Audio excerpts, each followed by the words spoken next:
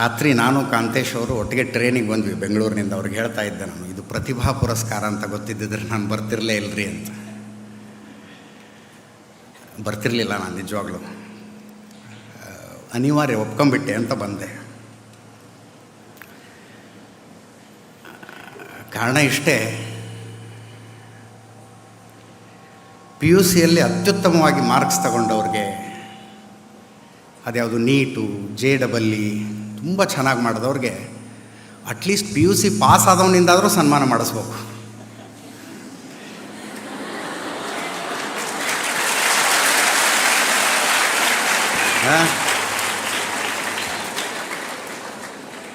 ಕಾಂತೇಶ್ ಅವರೇ P U C fail ನಾನು, ನೀವು ಪ್ರತಿಭಾ ಪುರಸ್ಕಾರ ಅಂಥೇಳಿ ನನ್ನ ಹತ್ರ ಸನ್ಮಾನ ಮಾಡಿಸಿರೋ ವಿದ್ಯಾರ್ಥಿಗಳಿಗೆ ಏನು ಮೆಸೇಜ್ ಕೊಟ್ಟಂಗಾಗತ್ತೆ ರೀ ಅಂತಂದೆ ನಾನು. ಅದಕ್ಕೆ ನಾನು ಈ ಪ್ರತಿಭಾ ಪುರಸ್ಕಾರ ಅಂದರೆ ಇಲ್ಲ ಸರ್ ಬ್ಯುಸಿ ಇದ್ದೀನಿ ಅಂದ್ಬಿಡ್ತೀನಿ ನಾನು.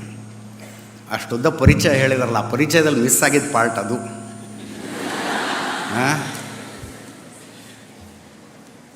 ಸೈಕಾಲಜಿ, ಹಿಸ್ಟ್ರಿ, ಇಂಗ್ಲೀಷ್ನಲ್ಲಿ BA ಮಾಡಿದರು. ಅದಕ್ಕಿಂತ ಮುಂಚೆ ಏನು ಮಾಡಿದರು, ಈ ಮಕ್ಕಳನ್ನು ಮೇಲೆ ಕರೆಸಿ ಸನ್ಮಾನ ಮಾಡುವಾಗ ತಂದೆ ತಾಯಿನ ಕರೆಸಿದ್ರು. ನೋಡ್ತಾ ಇದ್ದೆ ಅವ್ರ ಮುಖದಲ್ಲಿ ಖುಷಿ ನೋಡಿ ಹೆಂಗಿದೆ. ನನಗೊಂದು ಬೇಜಾರಂದ್ರೆ ಆ ಖುಷಿ ನಾನು ನನ್ನ ತಂದೆ ತಾಯಿಗೆ ಯಾವತ್ತೂ ಕೊಡಲೇ ಇಲ್ಲ. ಖುಷಿ ಕೊಡಲಿ ರೀ, ಸಮಾಧಾನ ಸಹಿತ ಕೊಡಲಿಲ್ಲ ನಾನು ಜರ್ನಲಿಸಮಿಗೆ ಬಂದ ಮೇಲೆ ಮೊದಲ ವರದಿ ಒಬ್ಬ ಮಿನಿಸ್ಟರ್ ವಿರುದ್ಧ ಭ್ರಷ್ಟಾಚಾರ ಮಾಡಿದ್ದಾರೆ ಅಂತ. ಮಿನಿಸ್ಟರು ಹುಬ್ಳಿಯವರು, ನಮ್ಮದು ಹುಬ್ಳಿ ಪಕ್ಕ ಹಳ್ಳಿ. ನಮ್ಮದು ರೇರ್ ಸರ್ನೇಮ್ ಹನುಮಕ್ಕನವರಂತ, ಅಜಿತ್ ಹನುಮಕ್ಕನವರಂತ ಬೈಲೈನ್ ಪ್ರಿಂಟ್ ಆಗ್ಬಿಡುತ್ತೆ. ಆ ಮಿನಿಸ್ಟರ್ ಕಡೆ ಜನ ಹುಡುಕಂಡು ನಮ್ಮ ಮನೆಗೆ ಹೋಗ್ಬಿಟ್ರು. ಆವತ್ತು ನಮ್ಮಪ್ಪ ಫೋನಲ್ಲಿ ಹೇಳಿದ್ದು, ನಮ್ಮನ್ನು ನೆಮ್ಮದಿಯಾಗಿ ಇರೋಕ್ಕಾರ ಯಾವಾಗ ಬಿಡ್ತೀಯ ನೀನು ಅಂತ. ನಾನು ತಂದೆ ತಾಯಿಯನ್ನು ಪ್ರೌಡ್ ಫೀಲ್ ಮಾಡಿಸೋದು ಹೋಗಲಿ, ಅಷ್ಟು ತಲೆ ಕೆಡಿಸ್ಬಿಟ್ಟಿದ್ದೀನಿ ನಾನು. ಈಗ ಒಂದು ಸ್ವಲ್ಪ ಏನೋ ಅನ್ಕೋತಾರೆ, ಅಜಿತ್ ಹನುಮಕ್ಕನವರ ನಮ್ಮ ಮಗ ರೀ ಅಂತ ಹೇಳ್ಕೊತಾರೆ. ಈಗ ಇದ್ದಿದ್ರಲ್ಲಿ ಸಮಾಧಾನ. ಅದಕ್ಕೆ ನಾನಿವತ್ತು ಆಡುವ ಮಾತುಗಳು, ನಿಮ್ಮ ಕ್ಲಾಸ್ಗಳಲ್ಲಿ ಯಾರು ತುಂಬ ಚೆನ್ನಾಗಿ ಓದ್ತಾ ಇದ್ದೀರಲ್ಲ ಅವ್ರಿಗೊಂದು ಎಚ್ಚರಿಕೆ ಅಂತ ಅಂದ್ಕೊಳ್ಳಿ. ಮತ್ತು ಯಾರು ನಿಮ್ಮನ್ನು ನೀವು ಭಾಳ ದಡ್ರು ಅಂದ್ಕೊಂಡಿದ್ದೀರಿ, ಅಥವಾ ನಿಮ್ಮ ಲೆಕ್ಚರರ್ ನಿಮ್ಮನ್ನು ದಡ್ರು ಅಂದ್ಕೊಂಡಿದ್ದಾರಲ್ಲ, ಅವರಿಗೆ ಒಂದು ಹೋಪ್ ಅಂತ ಅಂದ್ಕೊಳ್ಳಿ. ನನಗೆ ಲೈಫಲ್ಲಿ ಏನೋ ಒಂದು ಸಾಧಿಸಿದ ಮೇಲೆ ನಾನು ಪಿ ಯು ಸಿ ಫೇಲ್ ಆಗಿದ್ದೆ ಅಂತ ಹೇಳ್ಕೊಳ್ಳೋದು ಸಮಸ್ಯೆ ಅಲ್ಲ. ಮ್ಯಾಥ್ಸು ಬಯಾಲಜಿ ನಾನು ಫೇಲ್ ಆಗಿದ್ದು.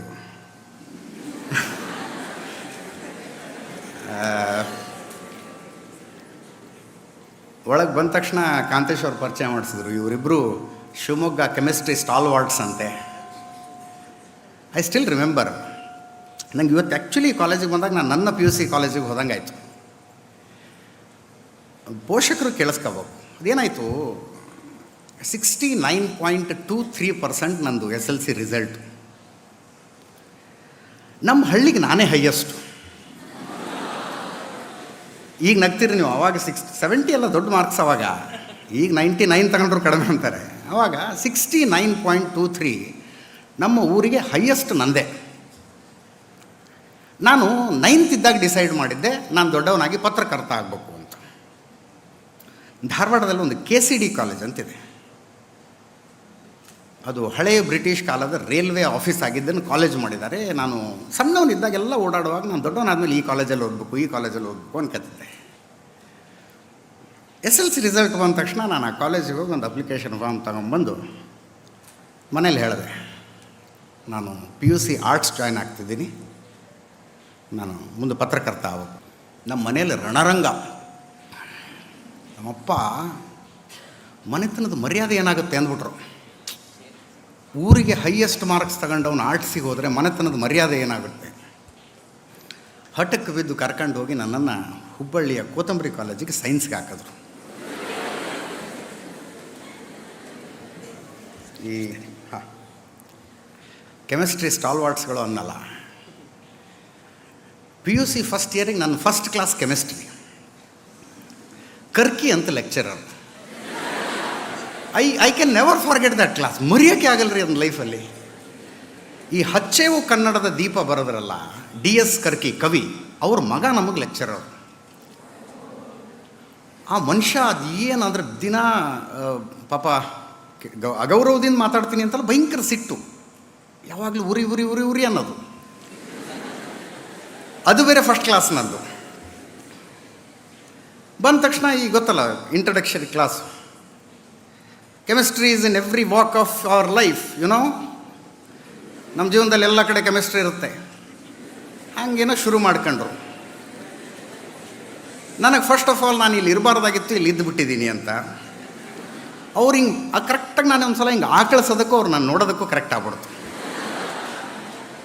ಅವತ್ತು ಅದು ಹೆಂಗಾಯ್ತು ಅಂದರೆ ನನ್ನೇ ನೋಡಿ ಯು ಸ್ಟ್ಯಾಂಡಪ್ ಅಂದರು. ನಿಮಗೂ ಹೆಂಗೆ ಯಾರು ಯು ಸ್ಟ್ಯಾಂಡಪ್ ಅಂದ್ರೆ ಅಕ್ಕಪಕ್ಕದವ್ರು ಯಾರು ಕರೆದಿರ್ಬೇಕು ಅನ್ಕೊಂಡು ಸುಮ್ಮನೆ ಕೂತ್ಕೊತಿರಲ್ಲ, ಹಂಗೂ ನಾನು ಕೂತ್ಕೊಂಡೆ.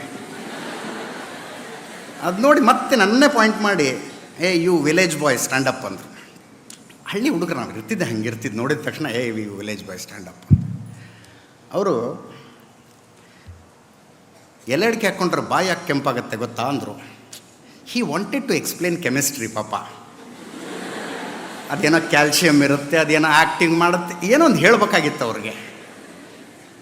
ಎಲೆಡಿಕೆ ತಿಂದರೆ ಬಾಯಿ ಯಾಕೆ ಕೆಂಪಾಗುತ್ತೆ ಗೊತ್ತಾ ಅಂದರು. ನನಗೆ ನಂದು ಸೊಕ್ಕೆ ಎಡಸೊಕ್ಕದು. ಸರ್ ನಿಮಗೆ ಗೊತ್ತು, ನೀವು ತಿಂದರೂ ಕೆಂಪಾಗತ್ತೆ, ನನಗೆ ಗೊತ್ತಿಲ್ಲ, ನಾನು ತಿಂದರೂ ಕೆಂಪಾಗತ್ತೆ.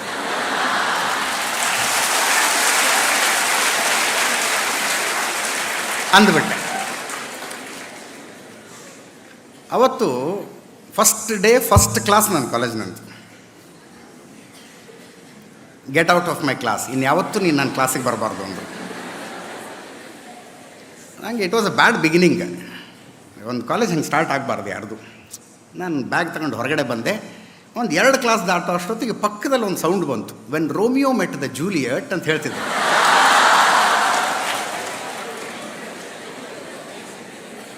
ನಾನು ಇದೇನೇ ಚೆನ್ನಾಗಿದೆಯಲ್ಲ ಅನ್ನಿಸ್ತು. ಅಲ್ಲೋಗಿ ನಾ ಕಮಿನ್ ಸರ್ ಅಂದೆ. ಕಮಿನ್ ಅಂದರು. ನೀನು ಈ ಕ್ಲಾಸ್ ಹೌದಲ್ಲ ಅಂತ ಅವರು ಕೇಳಲಿಲ್ಲ, ನಾನು ಈ ಕ್ಲಾಸ್ ಅಲ್ಲ ನಾನು ಒಳಗೆ ಬರ್ಬೋದಾ ಅಂತ ನಾನೂ ಕೇಳಲಿಲ್ಲ. ಕೂತ್ಕೊಂಡೆ. ಭಾಳ ಅದ್ಭುತವಾಗಿ ರೋಮಿಯೋ ಜೂಲಿಯೆಟ್ಟಿನ ಪಾಠ ಮಾಡ್ತಿದ್ರು ಅವರು. ನಾನು ಮೈ ಮರೆತುಬಿಟ್ಟೆ ಅದರಲ್ಲಿ. ದುಷ್ಯಂತ್ ನಾಡಗೌಡ ಅಂತ, DGM ನಾಡಗೌಡ. ನನ್ನ ಬದುಕಿನಲ್ಲಿ ನಾನು ನೋಡಿದ ಅತ್ಯುತ್ತಮ ಇಂಗ್ಲೀಷ್ ಟೀಚರ್ ಅವರೇ.